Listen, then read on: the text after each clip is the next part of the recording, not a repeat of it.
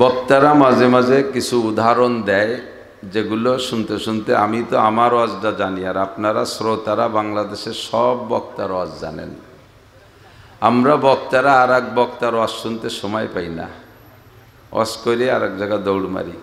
আর আপনারা এক জায়গায় বসে কমপক্ষে 20, 30, 40 বছর পর্যন্ত পালাক্রমে সব বক্তাদেরকে দাওয়াত দিয়ে ওয়াজ শুনে মুখস্থ করে ফেলাইছেন। এই জন্য যে ওয়াজি করতে যাব সে ওয়াজি আপনাদের জানা আছে। বক্তারা মাঝে মাঝে ফিল্ড সংক্রান্ত একটু উদাহরণ দিয়ে বলে, আমাদের এলাকায় মুরগি 2 প্রকার তো চলতেছে, ফার্মের মুরগি আর পারিবারিক পাবলিক মুরগি। পাবলিক মুরগি না, যেগুলো বাড়ি পালে পাবলিকের সাথে থাকে, পাবলিক মুরগি। তো পাবলিক মুরগি, পোলট্রি মুরগি বা ফার্মের মুরগির বাচ্চাদের মা কিডা বাপ কিডা ওকে কোনো পরিচয় নেই, ওদের কোনো গার্জিয়ান নেই।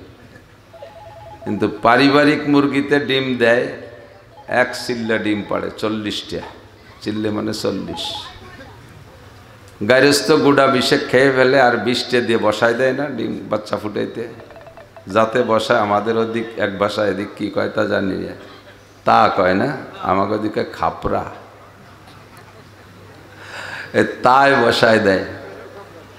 20-21 দিন মুরগি এই ডিমগুলো পেটের নিচে বসে এতেকাফে বসে থাকে, নড়ে চড়ে না।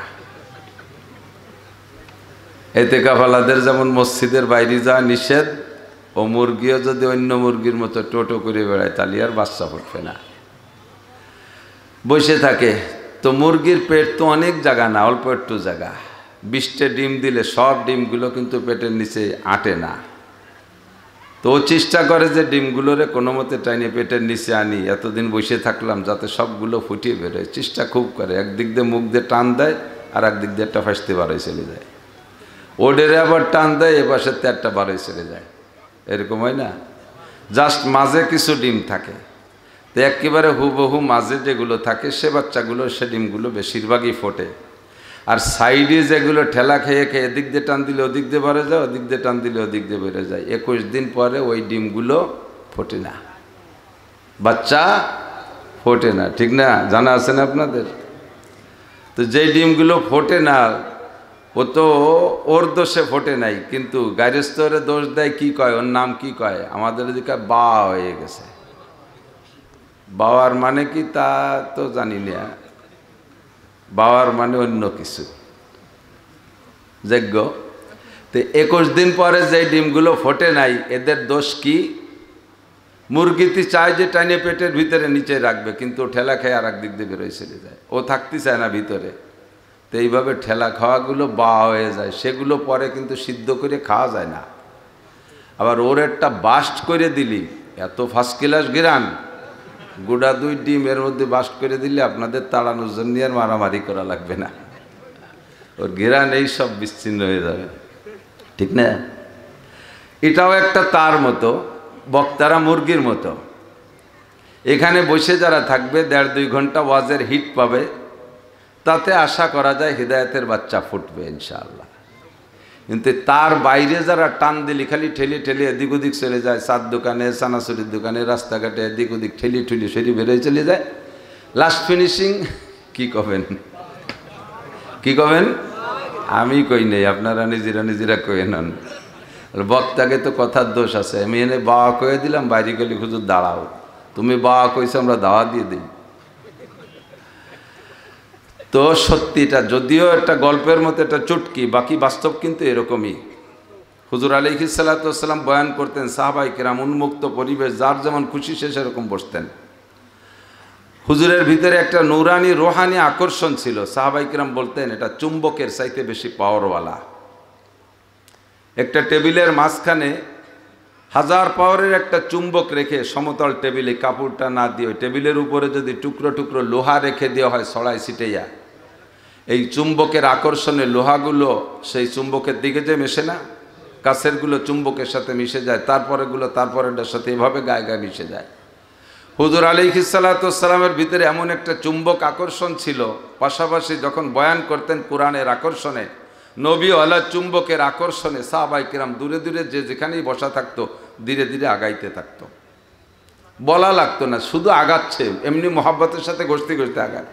সাহাবায়ে কেরাম বলেন এমন মিশা মিশতো যে দুইজনের মাঝখানে একটা আঙ্গুল ঢুকানোর ফাঁকা থাকতো না। গরমকালে আমরা গায়ে গায়ে মিশে ঘেমে তারবাতার হয়ে যেতাম, তারপরে হুঁশ থাকতো না যে আমরা এত মিশা মিশে গেছি, গরম লাগতেছে, এটা টেরই পাইতাম না। সে সময় তো ফ্যানও নাই, কারেন্টও নাই। এরপরেও হুজুর মাঝে মাঝে যদি মনে করতেন যে আর একটু কাছায় বসতে বলবেন, হুজুর বলতেন কদ্দিমু, একটু আগায় বসো, কদ্দিমু, একটু আগায় বসো। আর হুজুরের স্বভাব ছিল যে কথাটা বলতেন 3 বার বলতেন।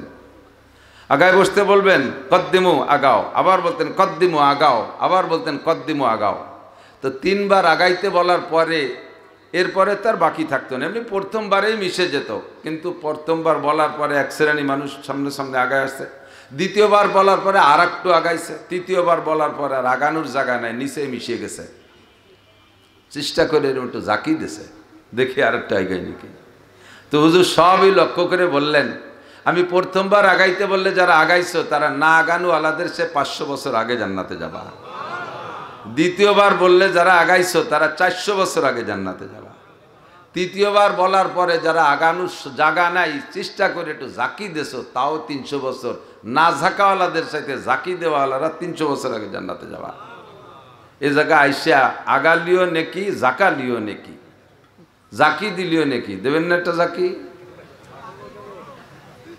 প্রথম দুটির পর আমল হয়ে যাক, লাস্টের 3 নম্বরটা জাকি দেওয়া হয়ে যাক। আর আল্লাহ পাক রব্বুল আলামিন নিজেই বলেছেন ফাফসাহু ইয়াফসাহিল্লাহু লাকুম ওয়া ইযা কিলা লাকুম ফাফসাহু, যখন তোমাদেরকে বলা হয় একটু জায়গা করে দাও। আল্লাহ তো জানে কিয়ামত পর্যন্ত মাহফিল হবে, মাহফিলের ভিতরে কোথায় জায়গা কটুক হবে আর কম পড়বে, এটা আল্লাহ জানা আছে না? কিন্তু কিয়ামত পর্যন্ত উম্মতের প্রয়োজন হবে বিদায় আল্লাহ পাক এই আয়াতটা রেখে দিয়েছেন কোরআন শরীফের ভিতরে। কারণ আমরা যদি বাংলায় ডাকি, বাংলায় কথা শোনে না, আর আরবিতে কোরআন শরীফের যদি গালাগালিও দিই তবু কথা কয় না, কারণ এই গালিটা দিচ্ছে কোরআন শরীফে। কোরআন শরীফের মধ্যে গালি আছে না নাই? কয় কি কয়, কোরআন শরীফের মধ্যে গালাগালি আছে নাকি? অবশ্যই আছে। আল্লাহ পাক বলেন উলাইকা কাল আনআম বাল হুম আদাল্লু। কোরআন শরীফে আছে না হাফেজ সাহেবরা? কি মানে? হুজুর সাক্ষী, হুজুর মুহাদ্দিস, উলামা ইকরাম বহুত বড় মাহের। তো কোরআন শরীফে আছে না উলাইকা কাল আনআম? আরবি তরজমা জানেন? সেম কলিং যেতে কয় সেম কোয়ালিটি অফ অ্যানিম্যাল।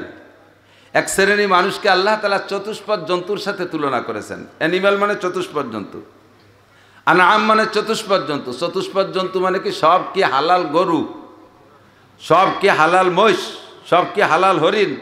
চতুষ্পদ জন্তুর মধ্যে শুয়োর, শুয়োরের বাচ্চা শুয়োর, বুড়ো শুয়োর, দাঁতালি শুয়োর আছে না? তাহলে কাল আনাম মানে এগুলো শুয়োর কুত্তর মতো। তাহলে শুয়োর আর কুত্তো কে করে যদি শক্ত কথা বলি সেটা গালি হয়ে যায় না? গালি হয় না? এরপরে আল্লাহ আরো নামায় ফেলছে বালহুম আদাল্লু, এ মানুষগুলো শুয়োর কুত্তর চাইতেও নিচে। তাহলে আর কি বলা যায় কোন? তো চতুষ্পদ জন্তুর চেয়ে খারাপ। তারা কারা?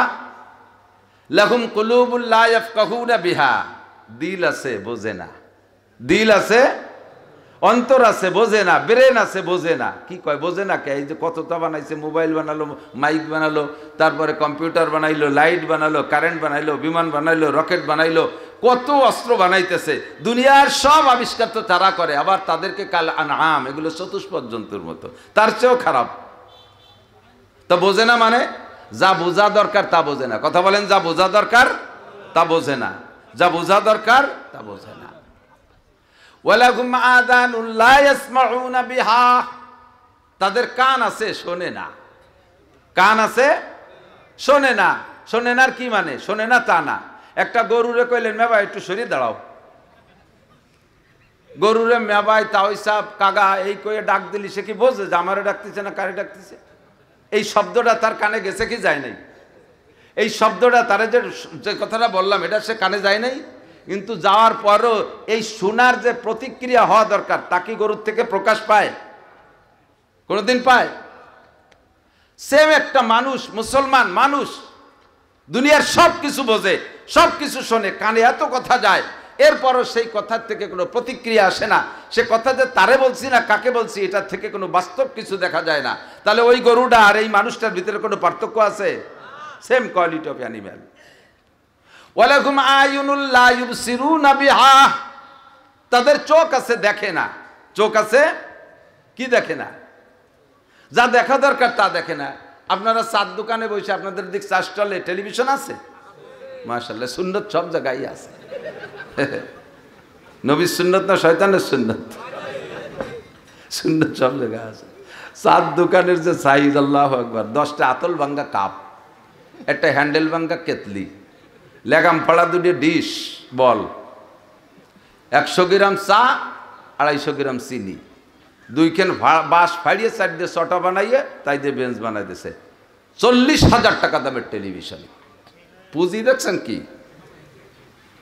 আর এদিকে টেলিভিশনটা আছে 40,000, সেটা আনছে কোন যাইতে? কারণ এইগুলো তো কিনা লাগে নিজে টাকা দেয়, ওটা তো কিস্তিতে আনা যায়। হজরত কিস্তি আছে না দেশে? আল্লাহু আকবার, সারা দেশে আছে। আল্লাহ, তো চার দোকানে টেলিভিশন চলতেছে, মানুষ বসে বসে দেখে। আপনাদের ওই চার দোকানের সামনে দিয়ে গরু যায়, কুত্তো যায়, ছাগল যায়, ওরাই কি দাঁড়ায় দাঁড়ায় টেলিভিশন দেয়? ওরা কি কয় যে তোরা জাতি থাক, আমি এই যে খবরটা শুনে আসি? চোখের সামনে ওরাও দেখে টেলিভিশন চলে, কানেও তার আওয়াজ শোনে, কিন্তু সে আওয়াজ শোনার দ্বারা তারা কোনো ফায়দা নাই, তার দেখার ভিতরে কোনো ফায়দা নাই। তারা দেখেও দেখে না, শুনেও শোনে না, কি বললো তা বুঝেও বোঝে না।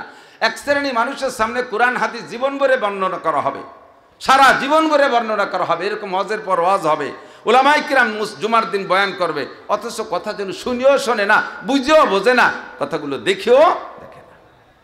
উলাইকা কাল আনআম, আল্লাহকে এগুলো শুয়োরের বাচ্চা, শুয়োরের মতো।